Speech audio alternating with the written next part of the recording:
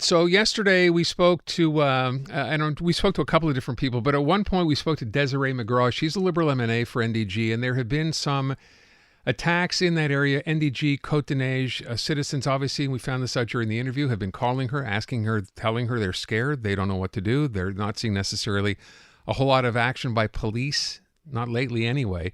And I she think had back. gone out and met with some of those businesses to try and Yeah, reassure I them. think back a couple of weeks ago when this was just starting up, if you will, and we saw, Fadi Deguerre going down said, the streets in on de Maisonneuve to the Israeli embassy in Westmount Square. It seemed to me there was a lot more then being done or being considered than there has been in the past week or so, and I understand they're not happening every day. But then we had attacks on two Jewish schools, we had attacks on a Jewish synagogue, bullet holes being, and people obviously in the community are worried. Well, rightly so. Aaron Derfel, who's the health reporter at the Gazette, and typically that's his sort of, ballywick here. This time around, Aaron is on the line. I heard you earlier on with Elias today, Aaron, so thank you for coming back because this is a story, and I know it's very sensitive, but it has to do with this issue, and it concerns businesses that are actually being targeted now. We talked about the Pigeon Cafe yesterday, a business that is owned, by people who happen to be Jewish. And this is not an isolated incident in terms of those businesses being targeted. So what did you find out, and how sensitive is this? Well, it's very sensitive, Aaron. There is a list that's circulating on social media of Jewish businesses that are supposed to be boycotted because of their we don't even know if that's the case, support of Israel in its war against Hamas in Gaza. But it's not. This is going beyond boycotting the establishments. They're being vandalized. In one case, menus are being defaced with the words "F the Jews" and scrawling swastikas on them. In another case, vandalizing plates with black permanent marker, Free Palestine, which in itself is not obviously a racial slur, but they're defacing these plates with a permanent marker. There was that food truck with the windshield that was smashed. There are also smears that are circulating on social media against businesses that just happen to be owned by Jews. So, investigating this, these owners don't want the attention. They don't want to be outed. They don't want their businesses identified because they don't want to attract further vandalism. But the part that doesn't make sense, I mean, I understand them not wanting to attract more vandalism, but if this is just wanton violence or wanton vandalism, there's no reason for it to stop if nothing gets done about it. Yes, I guess the question is, why aren't they filing a complaint with the police? That's a good question. I just think that it speaks to the fear, the deep-seated fear that exists, that if these businesses file complaints, that this will somehow get back to them. And it's easy for someone to ask that question, but if you're put on the spot, if your businesses have been hit with these sustained attacks of vandalism, it does something to your mind. And as I said, this one owner is very worried. He just wants the focus to be more on the synagogues and the schools that have been attacked. And I think to a large extent that is true. But journalistically, at least at the Montreal Gazette, we want to show that the attacks are moving beyond the schools and the synagogues.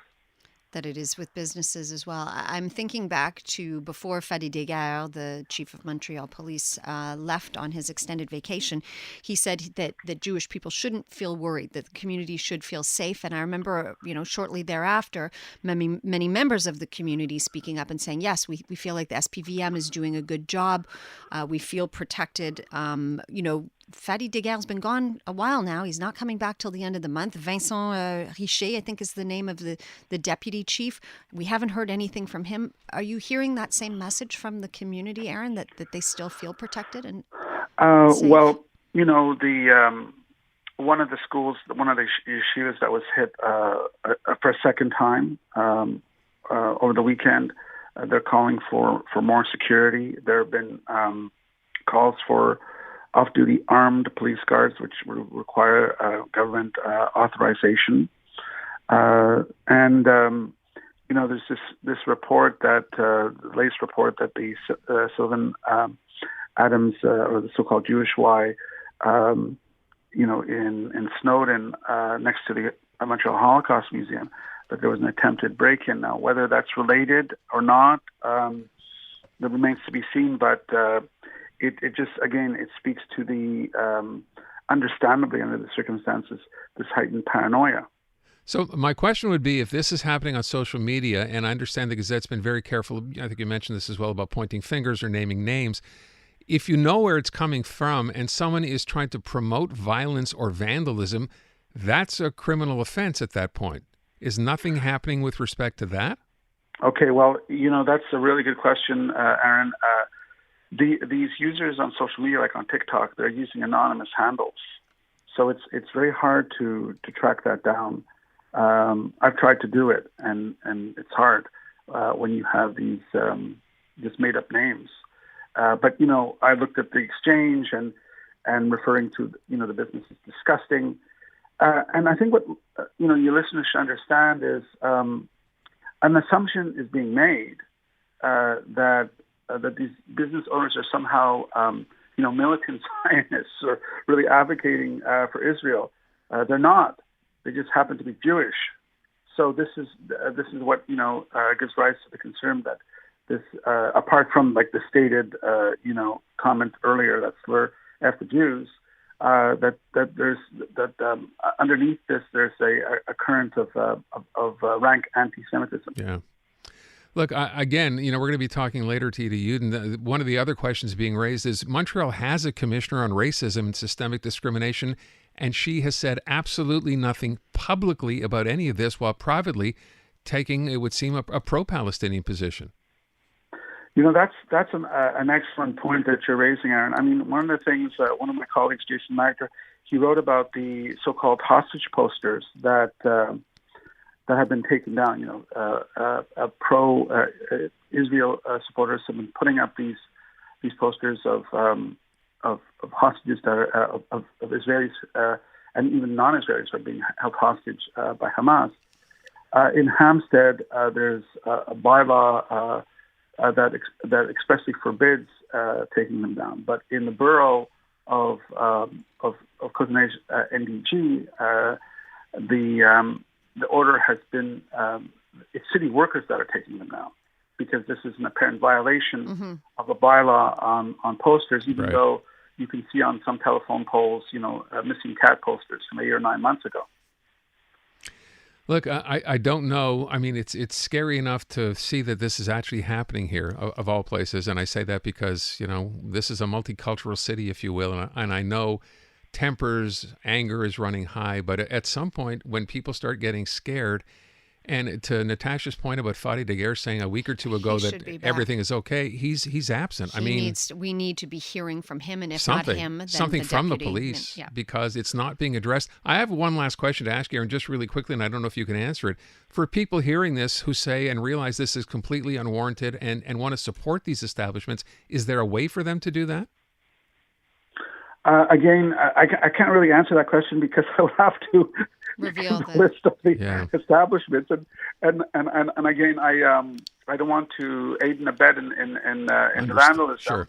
I just think that if that Montrealers who should continue shopping at the establishments that they shop at, the restaurants that they usually go to, and even if they presume that they are owned by Jews or not.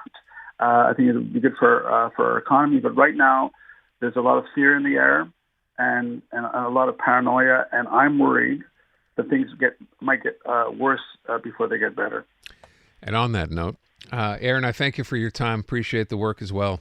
We all do. Thanks so much. My pleasure. Aaron Derfel of the Montreal Gazette.